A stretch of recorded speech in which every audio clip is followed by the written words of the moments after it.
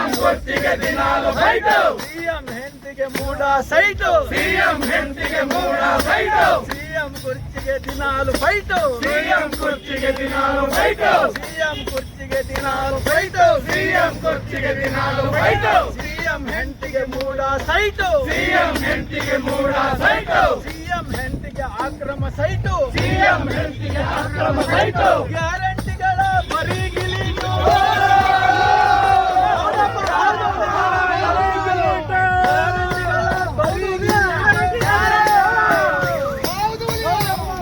ಅವರು 180 ಕೋಟಿ ರೂಪಾಯಿ ವ್ಯವಹಾರವನ್ನು ಮಾಡಿದ್ದಾರೆ.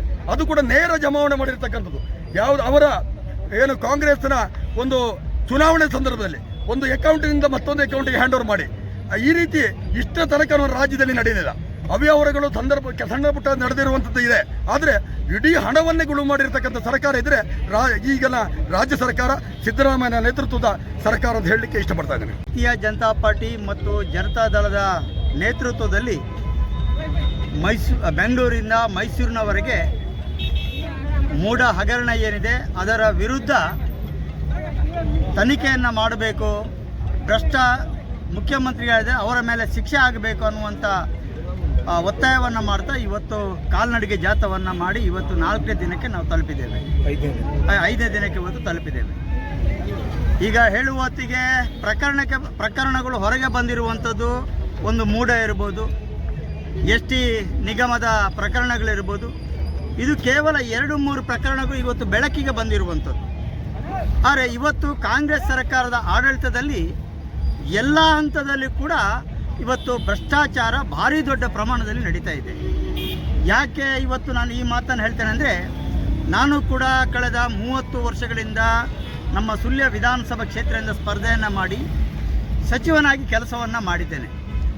ಆದರೆ ಇವತ್ತು ಕೇವಲ 1.5 ವರ್ಷದಲ್ಲಿ ಇವತ್ತು ಬೆಳಕಿಗೆ ಬಂದಿರತಕ್ಕಂಥ ಹಗರಣವನ್ನು ನೋಡಿದರೆ ಇವರು 5 ವರ್ಷದಲ್ಲಿ ಇಡೀ ರಾಜ್ಯವನ್ನೇ ಮಾರಾಟ ಮಾಡುವಂಥ ಒಂದು ಹಂತಕ್ಕೆ ತಲುಪ್ತಾರೆ ಅನ್ನತಕ್ಕಂಥ ಒಂದು ಸಂಶಯ ಜನರಲ್ಲಿ ಕೂಡ ಇದೆ, ನಮ್ಮಲ್ಲಿ ಕೂಡ ಇದೆ.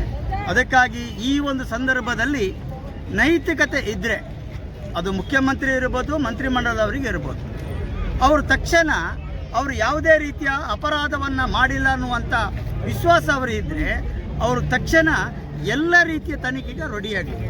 ಅಕಸ್ಮಾತ್ ಆ ರೀತಿಯ ತನಿಖೆಗೆ ಅವರು ಒಳಗಾಗದಿದ್ದರೆ ಅವರು ಆ ರೀತಿಯ ಒಂದು ಕಾರ್ಯದಲ್ಲಿ ಭಾಗಿಗಳಾಗಿದ್ದಾರೆ ಅನ್ನುವಂಥ ಒಂದು ಸಂದೇಶ ಜನರಲ್ಲಿ ಕೂಡ ಬರ್ತದೆ. ಅದಕ್ಕಾಗಿ ಇವತ್ತು ಈ ರೀತಿಯ ಒಂದು ಸಾಂಕೇತಿಕವಾಗಿರ್ತಕ್ಕಂಥ ಹೋರಾಟವನ್ನು ಭಾರತೀಯ ಜನತಾ ಪಾರ್ಟಿ JDS ಮಾಡ್ತಿದೆ. ಮುಂದಿನ ದಿನದಲ್ಲಿ ಇಡೀ ಕರ್ನಾಟಕ ರಾಜ್ಯದಲ್ಲಿ ಉಗ್ರ ರೀತಿಯ ಹೋರಾಟವನ್ನು ಕೂಡ ಮಾಡುವಂಥ ಒಂದು ಪರಿಸ್ಥಿತಿಯನ್ನು ಕಾಂಗ್ರೆಸ್ ಸರ್ಕಾರ ಮಾಡ್ತದೆ ಅನ್ನುವಂಥದ್ದು ಕೂಡ ನಮಗೆ ಆ ರೀತಿಯ ಒಂದು ಡೌಟ್ ಕೂಡ ಬರ್ತದೆ. ಅದಕ್ಕಾಗಿ ಭಾರತೀಯ ಜನತಾ ಪಾರ್ಟಿ, ಜನತಾ ದಳ ಒಟ್ಟಿಗೆ ಸೇರಿಕೊಂಡು ಆ ರೀತಿಯ ಎಲ್ಲ ಹೋರಾಟಕ್ಕೂ ಕೂಡ ಸಿದ್ಧ ಅನ್ನುವಂಥ ಹೇಳಲಿಕ್ಕೆ ಇಷ್ಟಪಡ್ತೇನೆ.